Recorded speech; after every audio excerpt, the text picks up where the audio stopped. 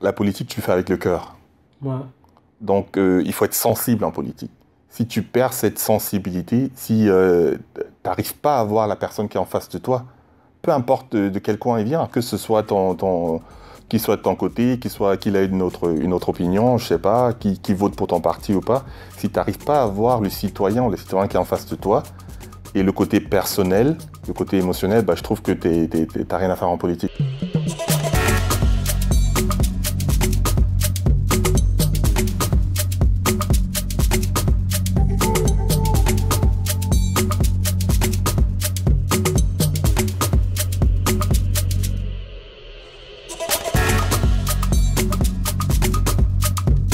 Bonjour chères auditrices et chers auditeurs, chers membres de la grande famille Tam Tam de Liberté. Aujourd'hui on vous amène à une rencontre spéciale, on vous amène à la rencontre de Armand Zorn qui candidate actuellement pour le Bundestag et qui parallèlement fait du conseil. Et donc il nous a parlé de son enfance, il nous a parlé de son rapport à l'Afrique, il nous a parlé de son engagement politique et nous avons une conversation pleine de sincérité, pleine de bienveillance. Et donc je vous invite à écouter cette interview jusqu'à la fin, mais aussi à lire l'article dont cette interview en support, à nous suivre sur tous les réseaux, à écouter nos podcasts et à rejoindre l'aventure Tam Tam de Liberté tout simplement. Merci.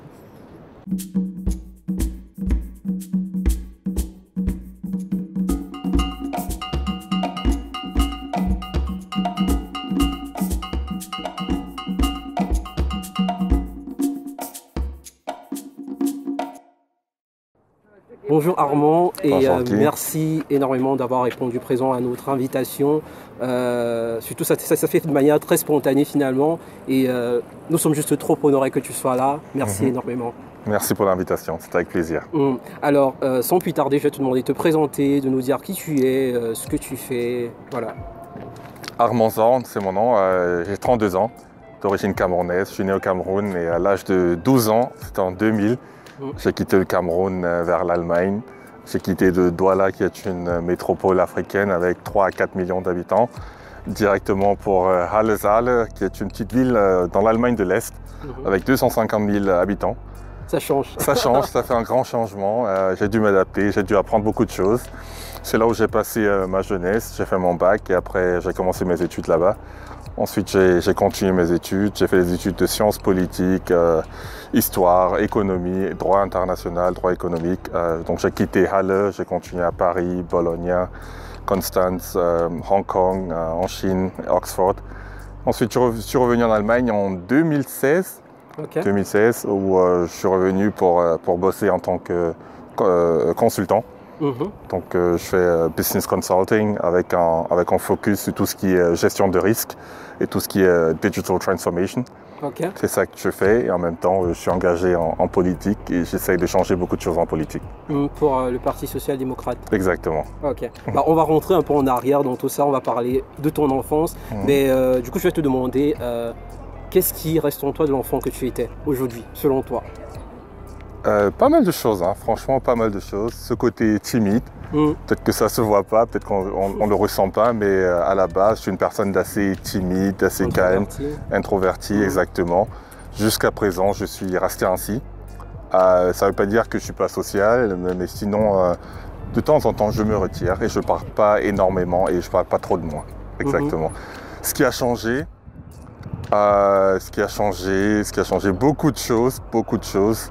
Surtout autour de moi, je dirais. Mais je pense qu'avec tous les voyages que j'ai pu faire, toutes les opportunités que j'ai eues, je pense que mon état d'esprit il est quand même assez plus ouvert qu'il était pendant mon enfance quand j'étais au Cameroun. Quel métier tu voulais faire quand tu étais petit?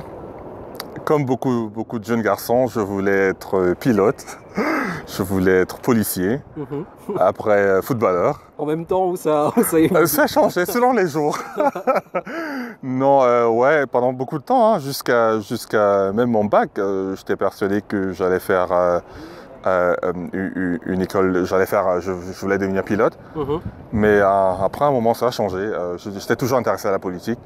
Et je me suis dit, bah ouais, tu vas faire ce qui te passionne. Et c'est comme ça que j'ai fini à faire des études en sciences politiques, en histoire, en éco et en droit. Mais est-ce que tout de même, quand tu es petit, on laisse déjà voir en ton profil une future carrière en politique ou une future carrière peut-être en consulting, en conseil?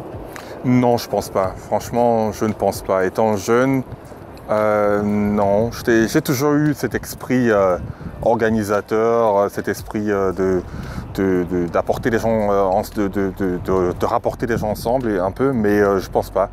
Si on voit le jeune Armand en tant que petit garçon, je pense pas qu'on aurait pu dire que je vais faire du consulting ou alors que je vais faire de la politique, non. Ok, ok. Qu'est-ce qui t'amène en Allemagne à l'âge de 12 ans? Bonne question. C'est un peu une histoire d'amour. Mes parents sont connus au Cameroun en 92, 1992. Mon père qui est d'origine allemande, qui vivait à Leipzig, il a fait une année d'échange au Cameroun, à Yaoundé. C'est là où il a connu ma mère, qui était au Cameroun aussi. Okay. Ensuite, ma mère, elle est en Russie, elle a fait des études de médecine en Russie. Moi, j'ai grandi chez mes grands-parents pendant quelques années et plus tard, j'ai rejoint mes parents en Allemagne. Exactement. Ok. Et du coup, quand tu arrives en Allemagne, tu ne parles aucun mot d'allemand? Quand j'arrive en Allemagne, je ne parle aucun mot d'allemand. Je connais tout simplement qui est le chancelier, Gerhard Schröder. Je connais dire bonjour, guten Morgen. Wow. Sinon, non, rien d'autre. Je ne parle pas allemand. Je me rappelle bien de ça. Je suis arrivé, c'était fin été, je pense septembre, un truc comme ça. C'était froid. C'était l'été allemand, ou alors fin été allemand, mais il faisait froid. C'était différent en matière de mentalité. Je me rappelle que les premières années en Allemagne n'étaient pas difficiles. Par exemple, Noël, mon premier Noël en Allemagne, c'était quelque chose d'autre. Noël au Cameroun, en Afrique, c'est une fête. Toute la famille est là, il y a le réveillon. Après avoir mangé chez toi, tu vas voir tes potes, les rendre des visites et tout. Voilà, c'est toute une fête. Alors qu'en Allemagne, Noël, c'est maman, papa et l'enfant. Donc, c'était pas facile, mais je me suis adapté. Ok. Finalement, comment est-ce qu'on se construit un rapport avec un pays qu'on ne parle pas la langue? Parce que la langue, c'est quand même le premier rempart comme ça qui te rapproche de ce qui est autour de toi. Comment est-ce que ça s'est passé? Bah ouais, exactement. Une très bonne question. Même aujourd'hui, c'était le cas à l'époque, même aujourd'hui, ça reste la même chose. Le meilleur moyen d'intégrer la société allemande, c'est vraiment de maîtriser la langue. Donc, et moi, je me rappelle qu'à l'époque, il n'y avait pas de cours de langue pour des jeunes, pour des enfants. Donc, du coup, je suis allé à l'école comme ça. Je comprenais pas grand-chose.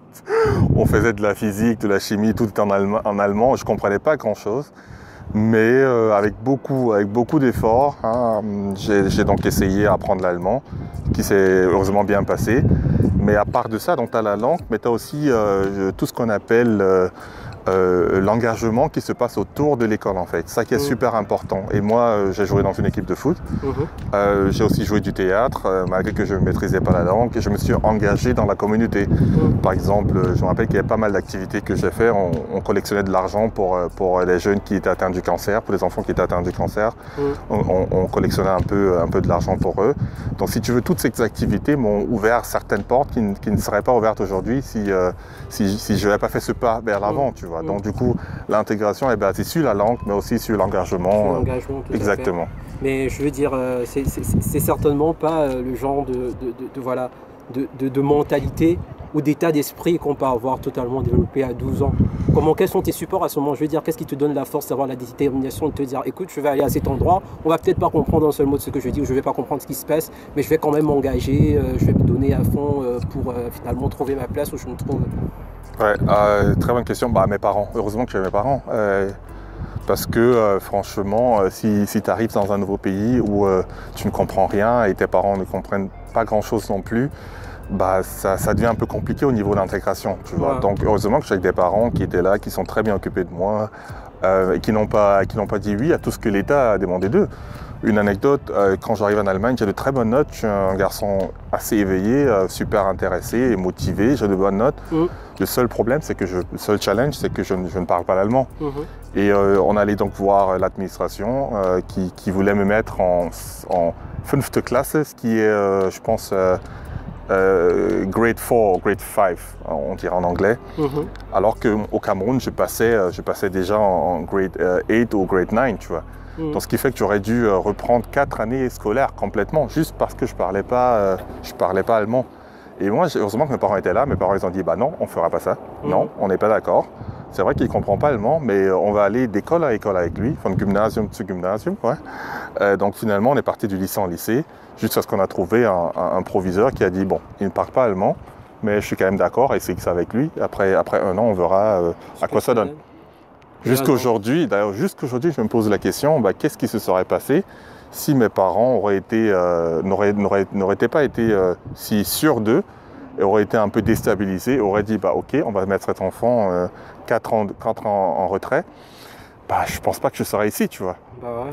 Et du coup, c'est aussi ça qui est un peu ma motivation politique, parce que je pense que c'est aussi ça qui est le devoir de l'État, qui est de faire en sorte que à tous ces jeunes garçons et jeunes filles qui viennent ici en Allemagne, avec énormément de potentiel, que la barrière linguistique ne soit pas une barrière qui ferme toutes les portes dans la société allemande, justement. Tout à fait. Mais c'est bien parce que finalement aujourd'hui tu es politicien, tu as des convictions, mais en plus de ces convictions, tu as un vrai background qui est ta propre histoire dans lequel tu peux puiser tes expériences et voilà, pouvoir être plus efficace tout simplement dans ce que tu fais. Exactement. Et personnellement, donc comme je te parlais, il y a tout ce qu'on appelle engagement. Donc personnellement, j'ai profité de cette structure, tu vois. J'ai profité d'une société qui était ouverte envers moi, qui m'a donné une chance et tout. Et pour moi, c'est important de donner cette chance aussi à d'autres personnes. Et par exemple, j'ai joué au foot pendant des années, mais j'ai aussi entraîné une équipe de football. J'ai entraîné une équipe de football de jeunes garçons.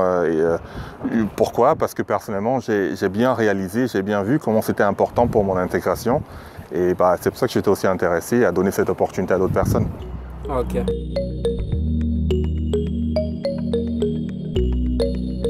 Alors, on va parler de ton parcours académique et de ton parcours professionnel. Déjà, est-ce que tu peux nous dire les études que tu as faites? Alors, j'ai fait une licence en sciences politiques et en histoire. J'ai commencé ça à Halle.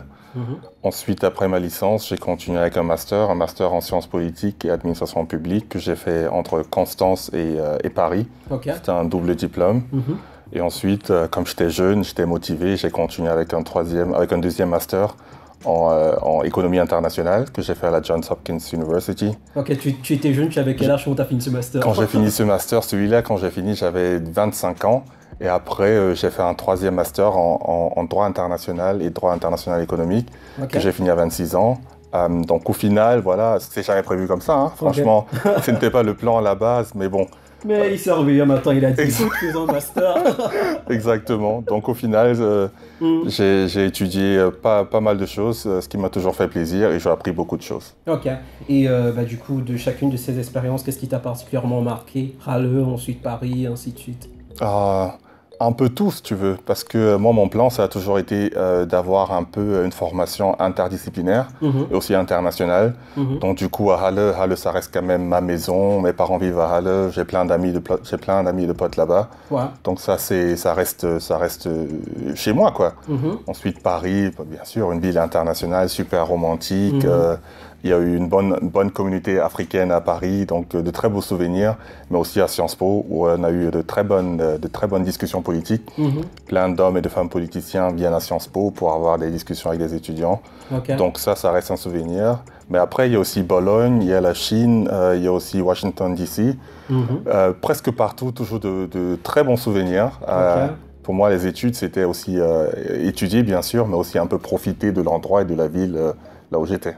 Ok, super, nickel. Écoute, on va parler maintenant de ta vie politique, de comment tu t'es construit politiquement et ce que tu fais aujourd'hui. Donc déjà, est-ce que je peux nous résumer très vite fait comme ça ton parcours, ce que tu as fait jusqu'ici?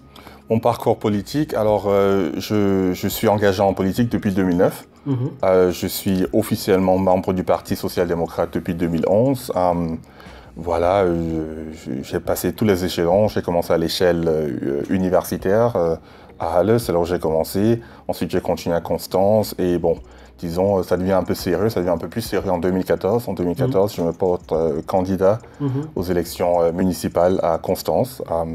Ça s'est bien passé. Ok, ça va très vite là. Déjà, à l'université, quand t'es engagé politiquement, qu'est-ce que tu fais concrètement? Qu'est-ce qu'on fait? C'est un peu... après, ça dépend de quel système. Mais à l'université, tu as ce qu'on appelle ici en Allemagne Hochschulgruppe. Ce sont des groupes politiques qui sont proches de certains partis politiques qui s'engagent pour tout ce que les étudiants ont comme problème. Et voilà, c'est un peu là où j'ai commencé. Et à ce moment, c'était déjà totalement affilié au SPD? C'était totalement, exactement. C'était totalement affilié. C'est là où j'ai commencé. Donc, j'étais candidat pour le Sénat de l'université, des trucs comme ça. Voilà, c'est comme ça que ça a commencé. Ok, super. Et ensuite, après l'université? Après l'université, ou alors on quitte de l'échelle universitaire, on va à l'échelle municipale ou à Constance, où j'étais candidat aux élections municipales de la ville de Constance. Voilà. Malheureusement, j'ai pas été élu conseiller municipal, mais sinon ça s'est bien passé. Ok. Qu'est-ce qui te motive à ce moment à te dire, écoute, je vais me présenter à ces élections? Parce que t'as quel âge? 24 ans? J'ai 24 ans, ouais. Bah, si tu veux, on doit aller un peu plus tôt. La question peut-être, c'est pourquoi je suis engagé en politique. Et il y a beaucoup de raisons. Je suis né au Cameroun et j'ai quitté le Cameroun à 12 ans, en 2000. Je me souviens bien de mon enfance. En fait, à l'école, j'avais pas mal de potes et pas mal de copains à l'école qui étaient super intelligents, qui étaient super motivés. Ils avaient de très bonnes notes. C'était mes potes, on travaillait ensemble et tout et tout. Mais comme ça, du jour au lendemain, ils n'étaient plus là. Du jour au lendemain, tu avais des copains, des camarades de classe qui ne venaient plus à l'école.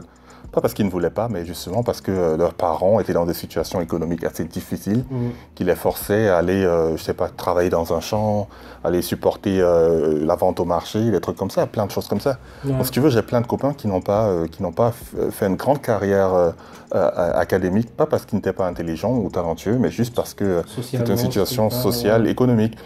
Et moi, heureusement, j'ai toujours été dans une situation où mes parents étaient là pour moi, mes parents ont pu me soutenir et tout et tout. Je me suis toujours juré une chose, c'est que, premièrement, le seul devoir que j'ai, c'est d'être très bien dans ce que je fais. C'est la seule chose qu'on me demande de faire, voilà, d'avoir de très bonnes notes, de vraiment de poursuivre ce parcours universitaire et cette chance qu'on m'a offert. Et de l'autre côté, je me suis dit, c'est aussi un devoir, parce que je connais plein de personnes qui aimeraient bien avoir cette chance, mais qui n'ont jamais eu les mêmes opportunités. Donc quand j'entre alors en 2009, de 2009 en 2011 dans le parti politique, c'est parce qu'en fait, le SPD, ici en Allemagne, c'est le parti qui s'engage pour une justice sociale. En fait, notre base, c'est que chaque enfant, peu importe le niveau socio-économique de ses parents, peu importe s'il est allemand ou pas dès la naissance, peu importe sa religion, peu importe sa race, peu importe la couleur de sa peau, peu importe quoi que tu veux, normalement, il doit avoir le même accès à l'école et à bien plus d'autres choses que les autres, en fait. C'est ça ma base. Il y a une croissance aussi. Exactement. Et c'est pour ça, justement, que je suis membre du parti politique depuis ça. Et quand je suis candidat à Constance aux élections municipales, c'est parce que je suis arrivé là-bas, j'ai bien aimé cette ville. Je me suis dit, je peux apporter quelque chose. Je me suis dit, et on m'a offert cette possibilité. Je me suis dit, oui, je serai candidat. Ok, franchement inspirant. Mais du coup, si tu devais là résumer en quoi consiste ton engagement politique, parce que ça part de cette empathie, du fait d'avoir un regard profond sur le monde qui t'entourait. Et je pense que c'est un engagement qui a évolué à travers toutes les expériences que tu as eues. Si aujourd'hui tu devais définir quel est ton engagement politique, quelles sont tes convictions en tant que politicien, qu'est-ce que tu dirais? Je dirais, et là où il y a peut-être un changement, où je me suis dit, maintenant il est temps de prendre un peu plus de responsabilité, donc de quitter d'être le candidat dans une liste pour être le candidat aux élections municipales, mais de devenir maintenant le candidat pour les élections du Bundestag. Il y a quand même une grande différence entre les deux, c'est un autre échelon. Le moment clé, c'est que quand tu regardes un peu ce qui se passe en Allemagne, ce qui se passe en Europe, mais ce qui se passe dans le monde entier, je pense qu'on vit dans une période maintenant où tu as beaucoup de sujets qui ont atteint un niveau où il faut vraiment des décisions clés, où il faut des grandes réformes en fait. Ou alors cette politique, là, on continue à avancer peu à peu avec de petits changements, ne fonctionne plus.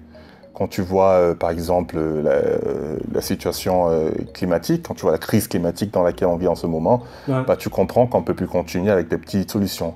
Quand tu regardes un peu la crise humanitaire qu'on a dans certains pays, après des guerres ou alors après des crises plutôt économiques, tu t'en rends compte que il faut aller un peu plus loin, tu vois. Ou alors, personnellement, le sujet qui m'intéresse bien en Allemagne, c'est le numérique. Un sujet que je trouve que d'ailleurs toute la politique allemande a un peu négligé ces derniers temps, quoi.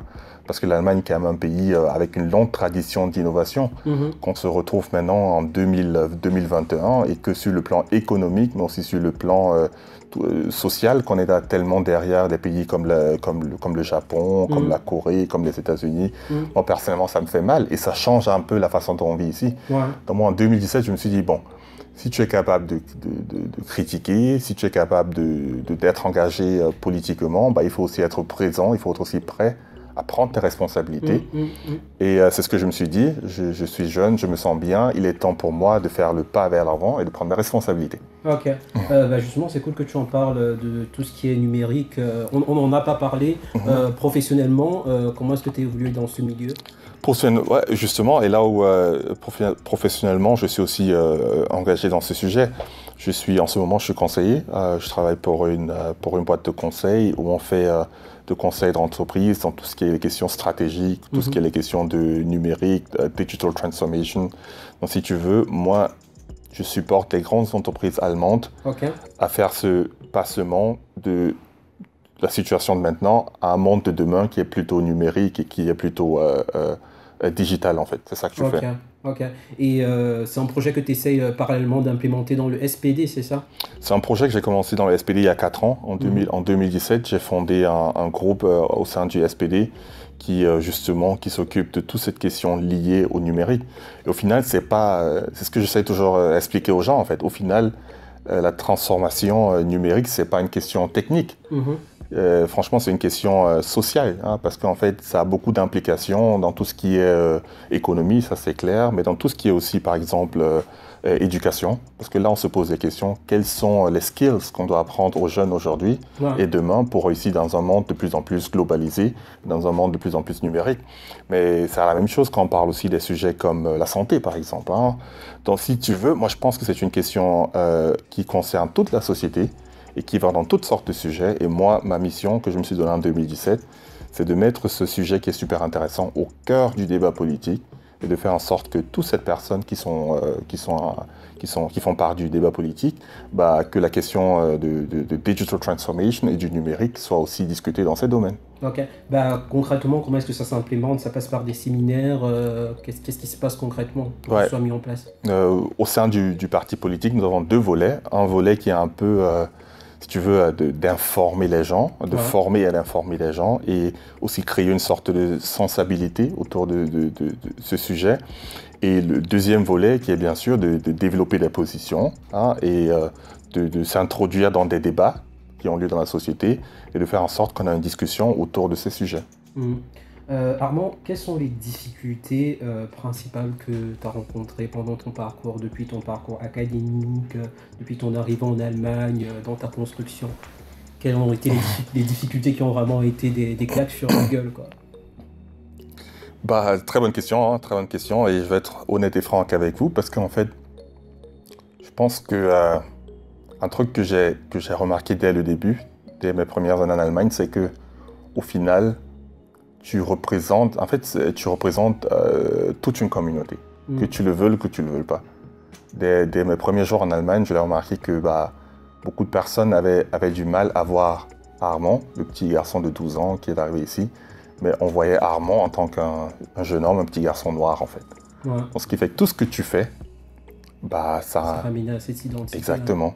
Et parfois aussi, on voit à travers toi certaines caractéristiques que tu n'en as pas du tout. Et ça a mis un temps, il m'a fallu un peu de temps pour comprendre ça, et aussi pour m'adapter à ça, tu vois. Mais sinon, aujourd'hui, ça ne me dérange pas. Je vois ça comme chance et aussi comme responsabilité. Et c'est la même chose en politique. Franchement, ça me retrouve en politique. Aujourd'hui, quand les gens m'approchent, on me voit plutôt en tant qu'homme politique. Alors qu'il y a aussi un côté Armand qui est fan, tu vois. Il y a un côté Armand qui est fan. Mais bon, au final, je pense que c'est ça. Mais ça, je pense que je tiens aussi à accentuer le fait qu'en tant que jeune homme ou jeune femme d'origine du Cameroun, d'origine de l'Afrique, tu as aussi une certaine responsabilité envers ta communauté. Ok. Est-ce que finalement, politiquement, c'est aussi quelque chose à la longue pour laquelle tu milites? De te dire, la légitimité de ton identité, le fait de porter les responsabilités d'une communauté lorsque tu es engagé politiquement, est-ce que c'est un de tes axes dans tes... Absolument. Absolument. C'est peut-être pas mon sujet, hein, parce que franchement, je vais être honnête avec vous, mes sujets, c'est économie et finance, c'est le numérique, c'est labor market, le marché du travail, voilà, ce sont mes sujets. Mais c'est mon devoir, en fait. Donc c'est que je le veuille ou que je le veuille pas, quand je me mets en face de ces personnes aujourd'hui, bah, on voit bien mon passé, on voit bien mes origines. Et je trouve que c'est ma responsabilité et c'est mon devoir d'aussi m'engager pour des sujets comme ça, voilà, et aussi pour ma communauté. Okay. Et tout ça dans l'objectif, je le dis bien, parce que ce qu'on oublie très souvent, c'est que la communauté africaine ou alors la communauté people of color en Allemagne ou alors en Europe, on est complètement diverses. Genre, déjà même en Afrique, l'Afrique centrale et l'Afrique occidentale, il y a quelques différences. Ou alors l'Afrique régionale du Sud et d'autres régions, il y a vraiment une grande différence culturelle aussi, tu vois. Donc c'est pour ça qu'il faut aussi être un peu... il faut quand même faire quelques différences quand on parle d'une communauté en général. Ouais. Mais moi, je m'engage dans l'objectif que dans 5 ans, dans 10 ans, on aura plus de personnes en politique, un peu... sortant de différents pays d'Afrique, pas seulement en politique, aussi d'ailleurs en économie, dans la culture, dans la science, mais j'aimerais bien qu'il y ait bien cette diversité, parce que ce sera aussi une preuve que notre communauté avance et que ce pays aussi évolue. Ok. Est-ce que tu as vécu des expériences où dans ces combats que tu mènes, des personnes ou ton entourage, est-ce que tu as déjà eu la sensation qu'on a remis ta légitimité en cause, en doute? Le fait d'être là, de mener ces combats, de t'engager pour ce pourquoi tu t'engages? Absolument. Absolument. Et je pense qu'il y a ça de deux niveaux, en fait. Il y a ça, premièrement, il y a ceux qui ont du mal à me voir comme allemand. Il y a beaucoup de personnes qui ont du mal à me voir comme allemand. Certains venant peut-être d'un côté, je dirais, un peu raciste.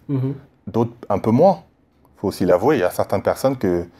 Si tu leur demandes, décris-moi un peu ton homme ou ta femme politique parfaite, bah, je pense pas que la couleur de peau de la personne serait noire, tu vois, sans vouloir être raciste, tu vois. Ça, c'est un côté. De l'autre côté, tu as d'autres personnes qui exigent des jeunes femmes, des jeunes hommes et des jeunes femmes politiques avec une peau de couleur comme la nôtre, qui exigent un peu plus. Donc, ce qui fait que, en fait, le niveau qui est demandé pour un homme ou pour une femme politique, il augmente un peu plus quand c'est nous. Ça aussi, voilà. Ça existe. On te dit, si t'es là, tu dois donner doublement, tout simplement. Exactement. Je suis sûr que tu connais aussi ça, hein, cette nécessité de devoir travailler un peu plus que les autres pour avoir à peu près la même chance. Donc ça aussi, ça existe. Et franchement, je vois ça au quotidien, mais bon, moi, ça me motive. Franchement, ça me motive. Je me dis, bah, on continue. Je veux dire, là, ça fait quelques années. Enfin, je suppose que tu es habitué à ces combats, tu es habitué à ces opinions. Mais au départ, est-ce que il y a eu des moments où toi-même t'es arrivé à douter peut-être de ta légitimité, à te dire, mais qu'est-ce que je fais? Pourquoi est-ce que je m'engage? Pourquoi est-ce que je décide de me prendre tout ça sur la gueule? Non. Et je veux pas faire le mec qui est trop cool et tout. Non, c'est pas ça. Mais non, parce qu'en fait, au final, je trouve toujours que c'est un privilège et c'est une responsabilité. Donc franchement, je pense que j'ai le droit à le faire. Hein, et je pense aussi que c'est ma responsabilité en tant qu'être humain en général.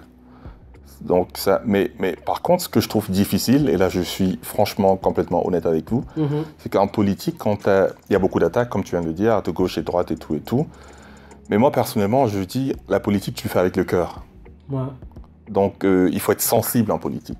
Si tu perds cette sensibilité, si tu n'arrives pas à voir la personne qui est en face de toi, peu importe de quel coin il vient, que ce soit qu'il soit de ton côté, qu'il ait une autre opinion, je sais pas, qui vote pour ton parti ou pas, si tu n'arrives pas à voir le citoyen qui est en face de toi, et le côté personnel, le côté émotionnel, bah, je trouve que t'as rien à faire en politique, tu vois.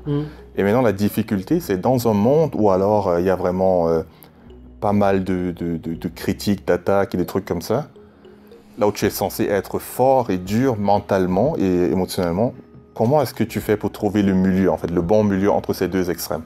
C'est un peu un truc sur lequel je travaille. Personnellement, je pense qu'en ce moment, ça se passe très bien. Et j'espère que ça va rester aussi comme ça pour le futur. Ouais. Je ne sais pas si je t'ai demandé ça, mais en quoi consiste aujourd'hui ton quotidien en tant que consultant et en tant que politicien? De quoi sont faites tes journées? C'est quoi ton programme classique? Mon programme classique, ouais, bonne question. Mon programme classique, je me lève le matin, j'écoute de la musique, très souvent de la musique africaine, Afrobeats, j'écoute un peu les news, je m'apprête, je commence à bosser, je bosse pour tout ce qui est mon engagement en tant que consultant. Je fais ça pendant toute la journée. Après le soir, quand je finis de bosser, j'ai toutes sortes de réunions politiques ou d'activités politiques. Exactement. Et ça fait de longues journées. Hein. Ce sont de très longues journées, ouais. Okay. Mais bon, on va pas se plaindre.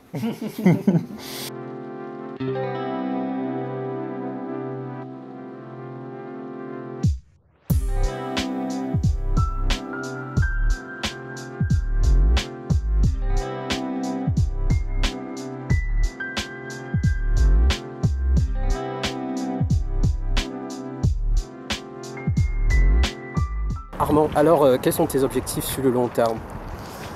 D'abord, commençons avec le moyen terme, ou alors le mi-terme, c'est le Bundestag, le Parlement allemand. Donc j'espère qu'en septembre, je serai membre du Parlement national allemand.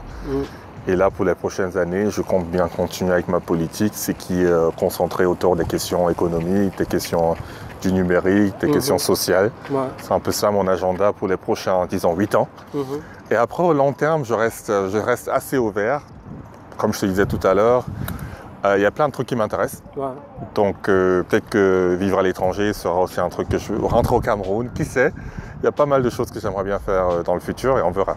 Ok, nickel.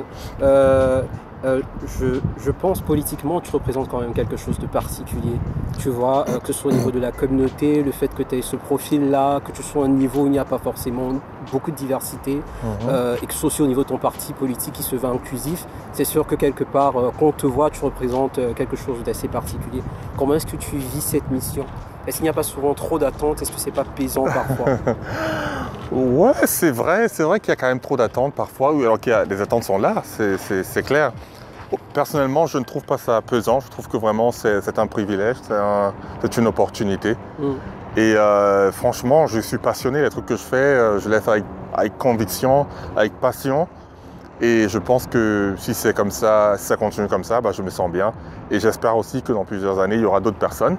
Parce que pour ma génération, bien pour moi, on est censé ouvrir la porte, mais j'espère que je ne serai pas le dernier, tu vois. J'espère que derrière moi... C'est tout ce qu'on espère déjà. Je suis sûr que cette interview inspirera plus d'un à tous les coups. Je l'espère bien.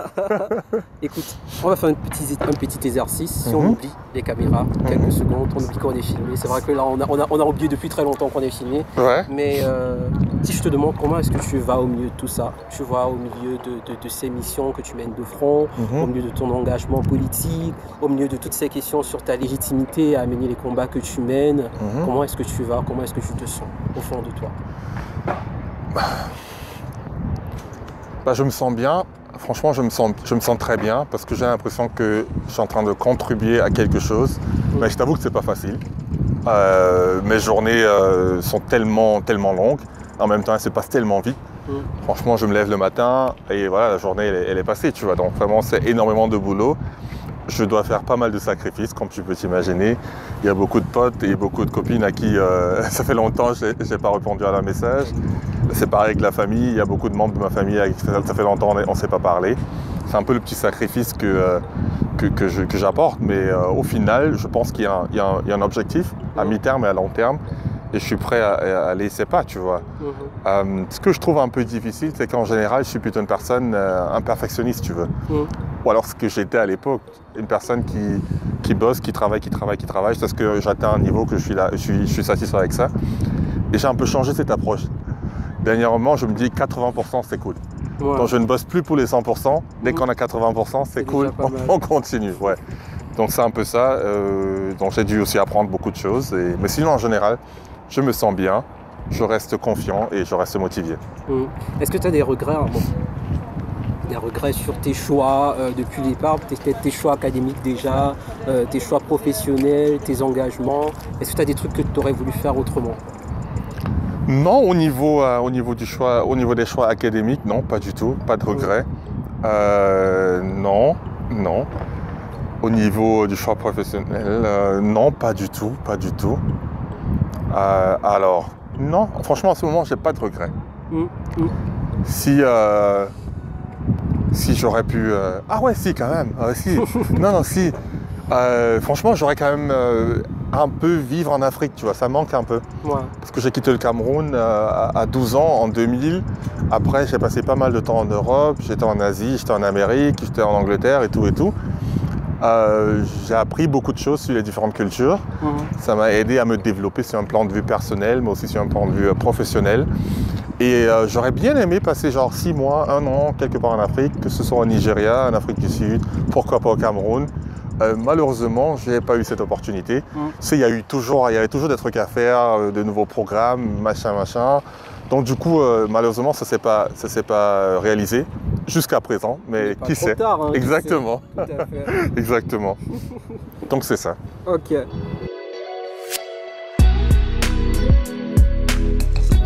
On va parler maintenant de ton rapport avec l'Afrique, ton Afrique à toi.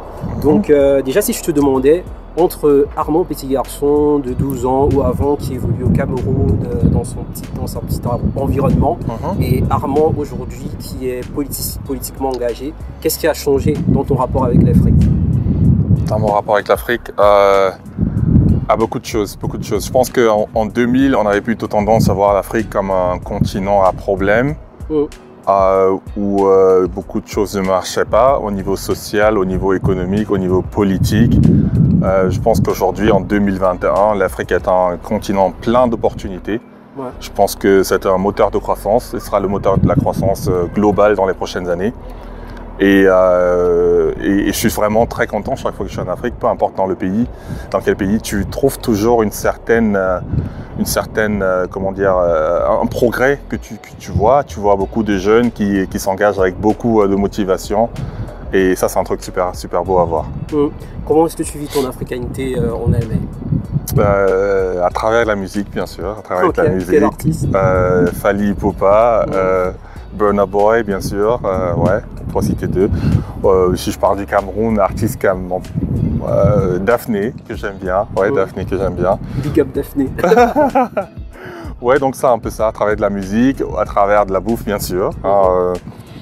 Frites de plantain, toujours ravi d'avoir un plat de frites de plantain autour des gambas par exemple. Mais aussi à travers de l'actualité politique, bien sûr. En tant qu'homme politique, je m'intéresse beaucoup à ce qui se passe au continent africain en matière de politiquement et aussi économiquement. Ouais, donc c'est un peu comme ça.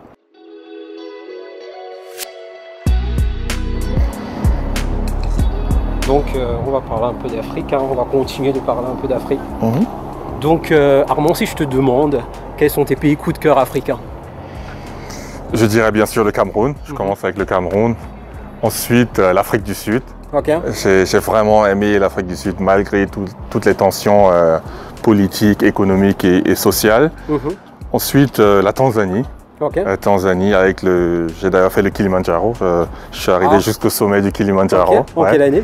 En 2018. Je m'étais fait un petit challenge, j'ai fait ça avec un pote, franchement c'était magnifique. Donc j'aime bien la Tanzanie, mais sinon je peux te citer beaucoup de pays. Franchement je suis un panafricain et j'aime tous les pays africains. Si je te demande aussi quelle est la figure africaine ou afro-descendante qui t'inspire, peut-être pas une figure, peut-être quelqu'un de ton entourage, mais voilà. Là je dirais directement, sans hésitation, je dirais Nelson Mandela.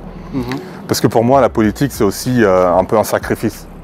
Et quand je vois tout ce que Nelson Mandela a subi et la manière dont il a géré tout ça, franchement ça m'inspire et ça me motive, tu vois. Parce que même quand il fait la prison, il sort de la prison et il devient président, il a quand même fait le choix de mettre une politique de paix, une politique pour tous en place, au lieu de vouloir avoir une revanche ou alors une rancune contre les Blancs. Donc ça c'est un truc qui m'a énormément frappé et qui m'a inspiré. Est-ce que finalement c'est quelque chose que tu retrouves aussi dans ton rapport avec ton propre engagement politique, cette résilience-là, le fait d'être prêt à tout donner pour les causes qu'on défend? Ouais, bon, je n'irai pas à me comparer avec Nelson Mandela, franchement non, je ne le ferai pas. Mais je pense que, ouais, justement, je pense qu'en politique, il faut aussi savoir faire des sacrifices. Donc au final, c'est des choix, franchement, soit par exemple un dimanche soir, tu prends un verre de vin avec tes amis ou alors tu t'assois sur ton bureau, tu travailles. C'est des choix qu'il faut faire en politique. Personnellement, je suis prêt à le faire, mais à durée limitée. Ok. à durée limitée. Je ne compte pas le faire pour le reste de ma vie. Ok. Mais je pense qu'en ce moment, je me sens bien, je me sens en forme et je suis prêt à le faire. D'accord.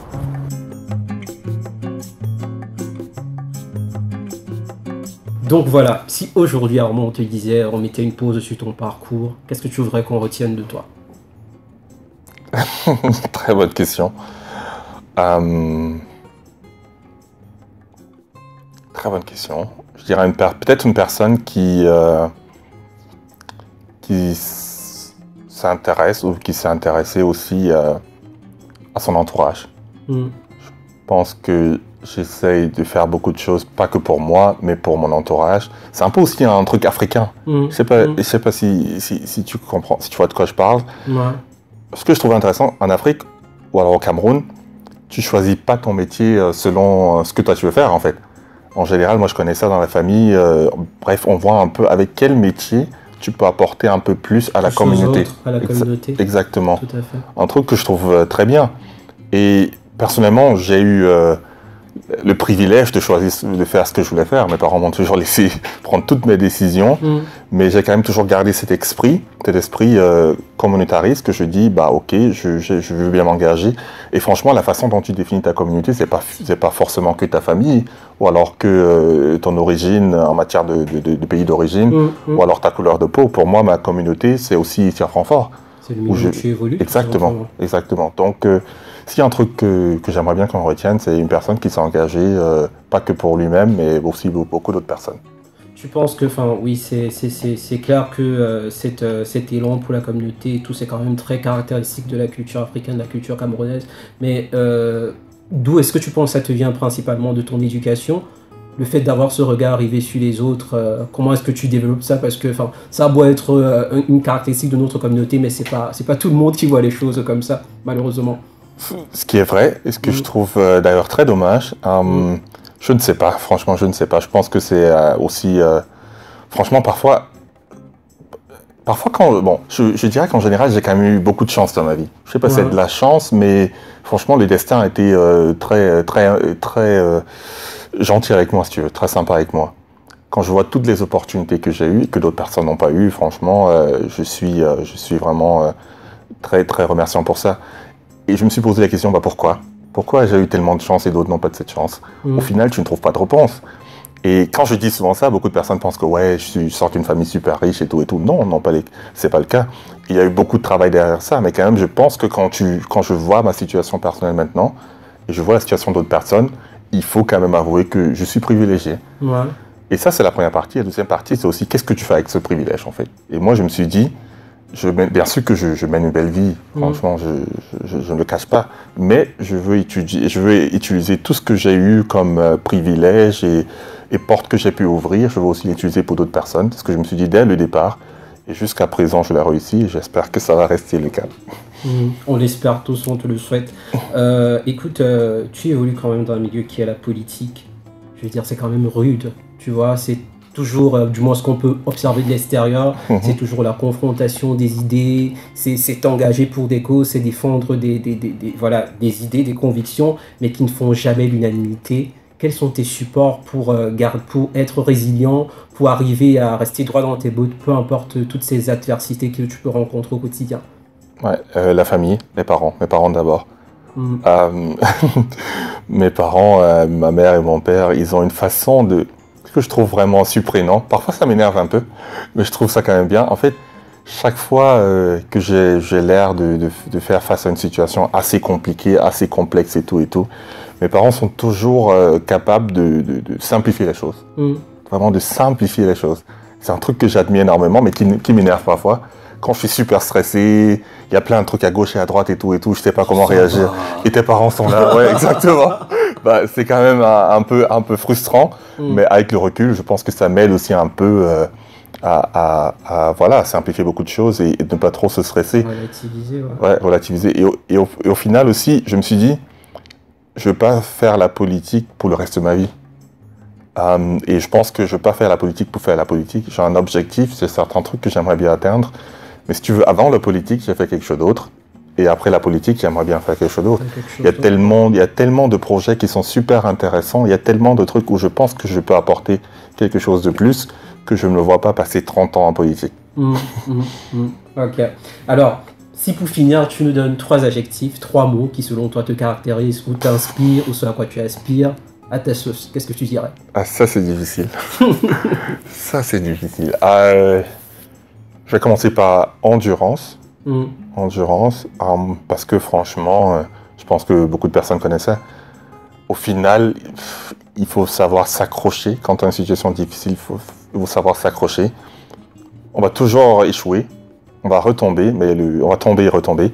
Mais l'important, c'est d'être endurant et de pouvoir se relever et continuer. Ça serait un.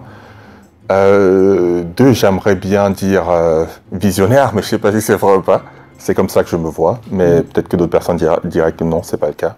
Visionnaire. Et troisièmement, en anglais, on dirait emotional intelligence, ou alors emotionally intelligent. Je pense que c'est aussi un truc que j'aimerais bien apporter en politique.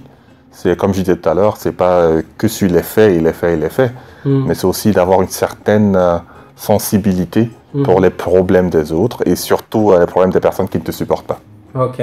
Ouais. Bon, on retient Armand Thorn, visionnaire, intelligent émotionnellement, si on veut faire du mot-à-motage, voilà, et endurant. Endurant, ouais. Voilà. Et si pour finir, cette fois-ci vraiment pour finir, écoute, il y a un jeune garçon, une jeune fille qui te regarde, qui voit dans ton parcours quelque chose en quoi elle ou il s'identifie, que tu inspires, voilà, parce que ce soit malgré toi ou pas, aujourd'hui tu es un rôle modèle, tu incarnes quelque chose de particulier. Qu'est-ce que tu lui donnerais comme conseil? De trouver sa passion.